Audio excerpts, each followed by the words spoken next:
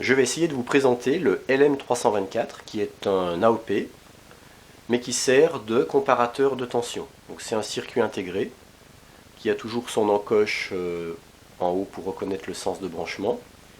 Ici c'est l'alimentation positive, ici l'alimentation négative.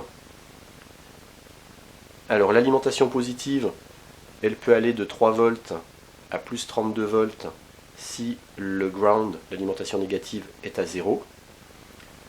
Mais on peut aussi avoir une alimentation négative ici, entre moins 1,5 volts et moins 16 volts. Et dans ce cas-là, ici, l'alimentation positive pourra aller de plus 1,5 à plus 16 volts.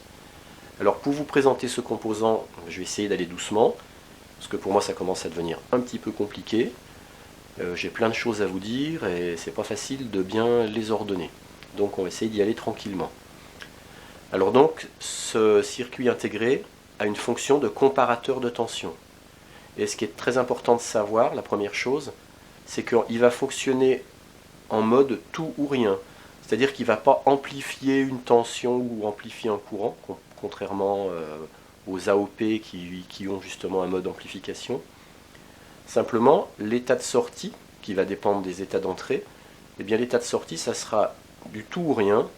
C'est-à-dire, moi, si je l'alimente ici en 5 volts, ici en 0 volts, eh bien en sortie, j'aurai soit 3,9 volts, soit 0 volts.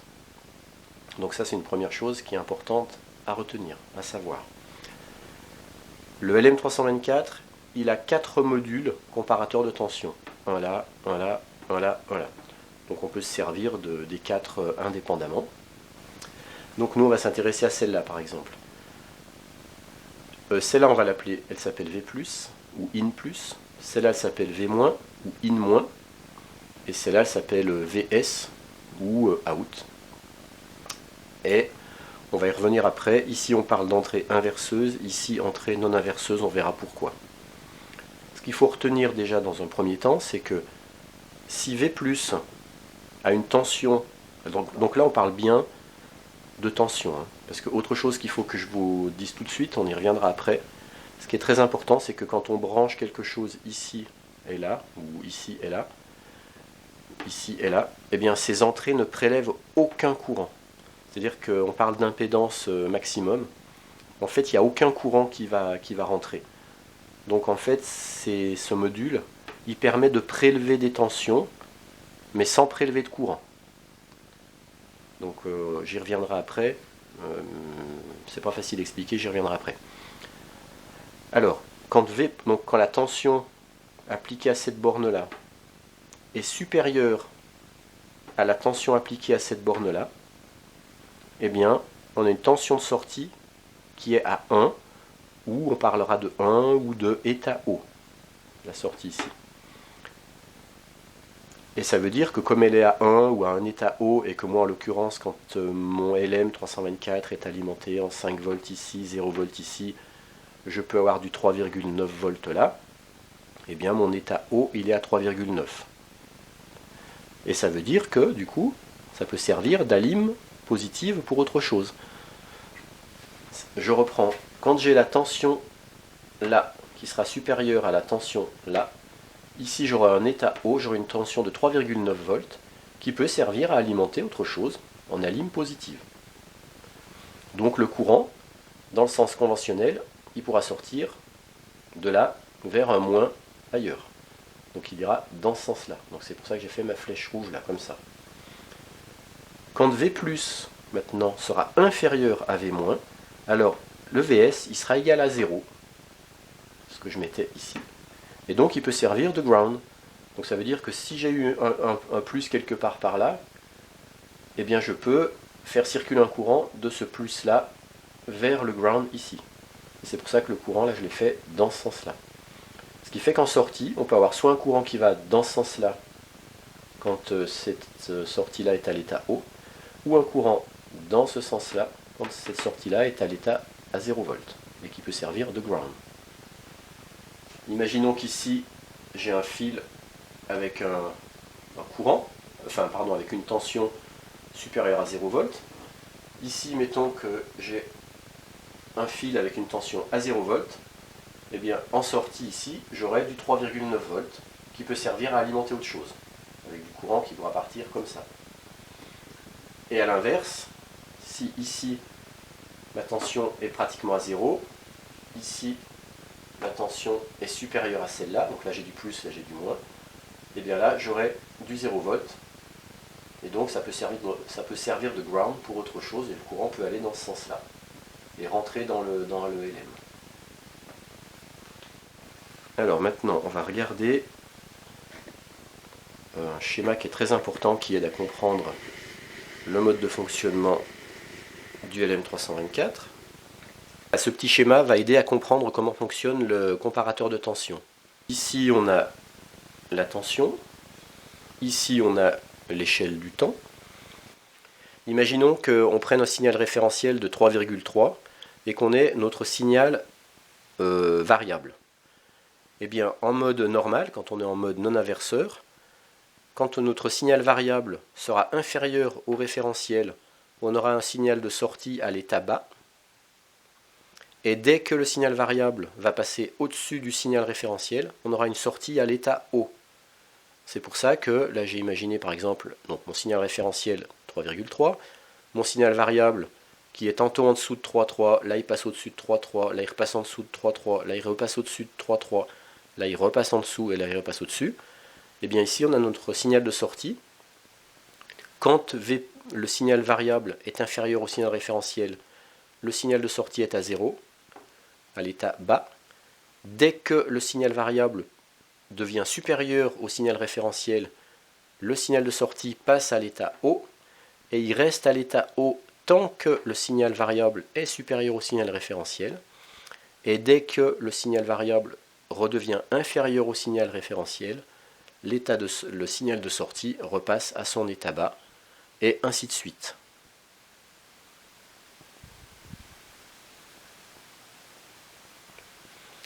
Et ça, c'est quand notre signal variable à analyser est branché sur la porte V+, la porte V+, étant notre entrée non inverseuse. Si maintenant on branchait notre signal variable, non pas sur V+, mais sur V-, qui est l'entrée inverseuse, et qu'on mettait notre signal référentiel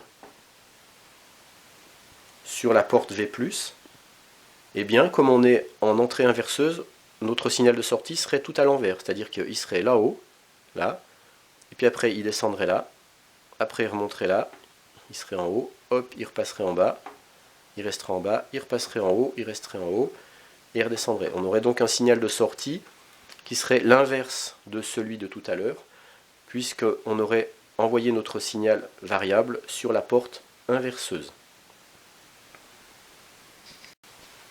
Alors voilà l'erreur que j'ai fait quand j'ai voulu tester le LM324. Je voulais envoyer une tension à 5 volts ici, une tension plus faible ici, pour voir si j'avais bien ma tension de sortie qui respectait la condition si V+ est supérieur à V-. Et puis après je voulais à l'inverse envoyer ici une tension de 5 volts et puis ici envoyer une tension plus faible. Et j'avais fait ce petit montage là. Mais en fait ça marchait pas parce que ici j'avais toujours du 5 volts, ce qui est normal. Mais ici, j'avais également du 5 volts et je ne comprenais pas pourquoi, parce que je me disais pourtant j'ai mis une résistance en série qui devrait faire chuter ma tension, parce qu'aux bornes de ma résistance, ou si je mets une LED aux bornes de ma LED, je devrais avoir une certaine tension, et du coup ici, je devrais trouver 5 moins la tension qu'elle a, et je devrais trouver le résultat ici. Mais j'avais quand même 5 volts. Mais ce que j'avais oublié, ou que je ne savais pas, c'est que le LM324, dans ses entrées, il ne prélève aucun courant. Donc il n'y a aucun courant qui passe. Et du coup, effectivement, quand dans un segment le courant ne passe pas, là il n'y a pas de chute de tension. Et donc ici, je me retrouve avec la tension de la lime. Donc c'est pour ça que ici, j'avais du 5 volts aussi. Donc j'avais 5 volts là, 5 volts là. Donc ça ne marchait pas, mon histoire de comparaison. Par contre, ce qu'il fallait faire, c'était un pont diviseur de tension. Donc là, ça marchait. Donc là, je faisais comme ça. Là, je mets une résistance. Là, je mets une autre résistance qui va vers le moins du circuit. Et puis là, je viens prélever ma tension. Comme ça. Là, en venant me brancher ici, eh bien, si mes deux résistances, imaginons, elles ont la même valeur, mettons qu'il y a 100 ohms, 100 ohms, et bien ici je vais avoir 2,5 volts. Et là cette fois je vais bien avoir mon 2,5 volts ici. Et là je pourrais comparer 5 volts, 2,5 et j'aurai ma tension de sortie qui sera la résultante de si V+ est supérieur à V-. Ça me permettra de faire mes tests. Voilà, mais bon, j'avais oublié que c'est important de se rappeler que les portes d'entrée ne prélèvent aucun courant. Voilà un petit montage qui va illustrer le phénomène de porte d'entrée inverseuse ou pas inverseuse. Alors bon, là ici j'ai la lime de mon LM324 en positif, ici la lime du LM en négatif. J'ai cette ligne du haut là qui est en 5 volts et la ligne du bas ici qui est en 3,3 volts. Alors imaginons que le fil blanc c'est mon signal d'entrée à analyser, mon signal d'entrée, et que le fil jaune c'est mon signal de référence. Alors mettons que je voudrais que mon référentiel soit de 3,3 volts. Donc je me branche sur le positif du 3,3. Et donc mon référentiel, je veux être en mode non inverseur. Eh bien je vais choisir d'envoyer mon signal d'entrée à analyser sur la porte d'entrée non inverseuse. Et la porte d'entrée non inverseuse, c'est celle-ci. C'est bien celle où je suis là. Vous voyez, c'est le troisième pin en partant du bas. Puisque dans le schéma, ça correspond à celle-là. Celle-là, c'est l'entrée. C'est si on envoie le signal d'entrée sur la porte non inverseuse. C'est celle qu'on appelle IN+, ou V+. Donc moi, je choisis d'envoyer mon signal d'entrée qui sera là sur mon entrée non inverseuse. Et donc, mon signal de référence, eh bien, je le mets sur la pin 2 qu'on appelle IN- ou V-. Voilà, et je la branche sur le 3,3. Eh bien, mon signal d'entrée, quand il sera supérieur au signal de référence, j'aurai une valeur de sortie qui sera égale à 1, parce que je suis en mode non inverseur. Donc là, en l'occurrence, je me branche sur le 5 volts, et ma condition est vraie, j'ai bien mon signal d'entrée qui est supérieur au signal de référence, puisque avec le montage que j'ai fait, c'est la LED verte qui s'allume. La LED verte s'allume, alors il faut que je vous explique ce que j'ai fait ici. J'ai branché en parallèle des LED vertes, enfin, les deux LED vertes là sont en série, les deux LED rouges là sont en série, mais la série de LED vertes et de LED rouges sont branchées en parallèle, de façon polarisée en inverse, ce qui fait que quand le courant va dans un sens, c'est les deux LED vertes qui s'allument, et quand le courant va dans l'autre sens, ce sont les deux LED rouges qui s'allument. Donc là, comme mon signal d'entrée est supérieur à mon signal de référence et que c'est branché de façon non inverseuse, j'ai du 3,9 volts qui sort sur la porte de sortie et ça me permet d'allumer ces deux LED vertes là, puisque le courant dans le sens conventionnel il sort de la porte de sortie, il passe par ce fil blanc, il passe à travers les LED et il va au moins du circuit. Et on voit que comme je suis en mode non inverseur, eh bien quand mon signal sera inférieur au signal de référence, j'aurai 0 volts. Et là, comme j'ai 0 volts, ma condition est fausse. Et là, j'ai fait en sorte que cette fois, ce soit les LED rouges qui s'allument, puisque le courant va dans l'autre sens. Tout à l'heure, le courant, quand la condition était vraie, il allait, je rappelle dans le sens conventionnel, il allait du LM324 vers dans ce sens-là, comme ça, il sortait. Mais là, comme la condition est fausse, j'ai 0 volts ici, du coup, le courant rentre dans le LM à travers les LED rouges qui sont polarisés en sens inverse des LED vertes. C'est pour ça que les LED rouges peuvent s'allumer dans ce sens-là. Quand le courant va dans ce sens-là, c'est les LED rouges qui peuvent s'allumer. Et quand le courant va dans ce sens-là, c'est les LED vertes qui peuvent s'allumer. Et le courant il va dans ce sens-là quand j'ai plus 4 volts ici. Hop. Et quand j'ai plus 0 volts ici, le courant peut aller dans ce sens-là.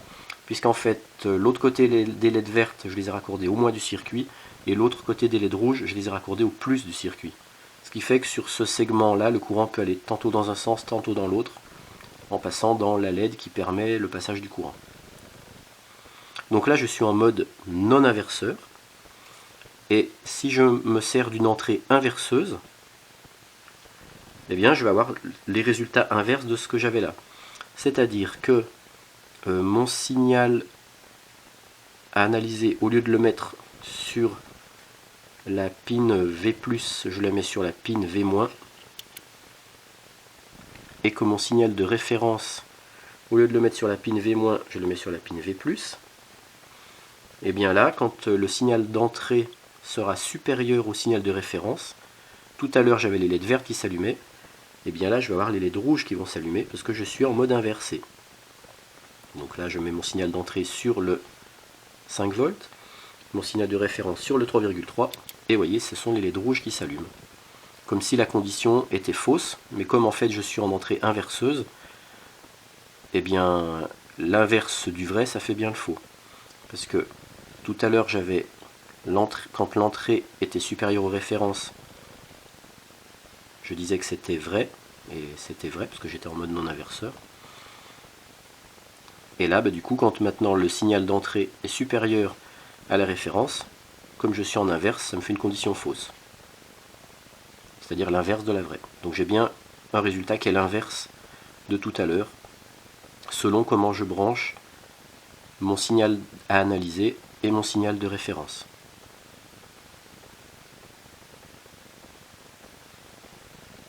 Donc il faut faire attention comment on branche notre signal d'entrée et notre signal de référence, parce que du coup en sortie on peut avoir l'inverse de ce qu'on voulait si on n'a pas choisi les bonnes pins.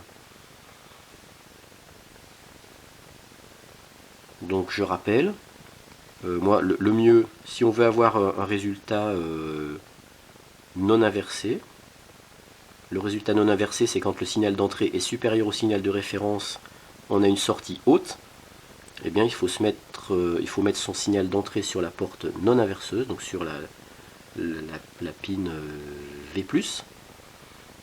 Donc là je vais me remettre en mode non inverseur. Mon signal d'entrée c'est celui-là, je le branche sur la V+. Mon signal de référence, je le mets sur la pin V-. Et quand j'ai V+, qui est supérieur à V-, la condition est vraie, j'ai vert. Quand j'ai V+, qui est inférieur à V-, j'ai une condition qui est fausse, et du coup c'est rouge. J'espère que vous aurez compris. Moi j'ai compris, c'est pas facile à expliquer, mais en réécoutant peut-être plusieurs fois cet extrait de vidéo, vous comprendrez. Je suis arrivé à comprendre, donc vous devriez aussi arriver à comprendre.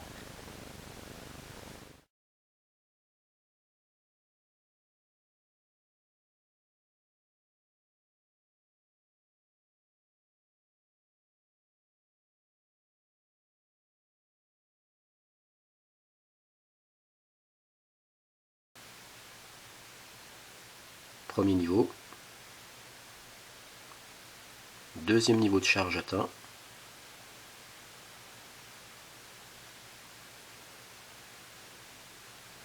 Et troisième niveau de charge. Niveau 1. Niveau 2. Et le niveau 3 qui va s'éclairer. Le voilà. Donc ce petit montage aide à comprendre comment fonctionne le comparateur de tension. Ici je me sers d'un pont diviseur à gauche et d'un condensateur qui se charge.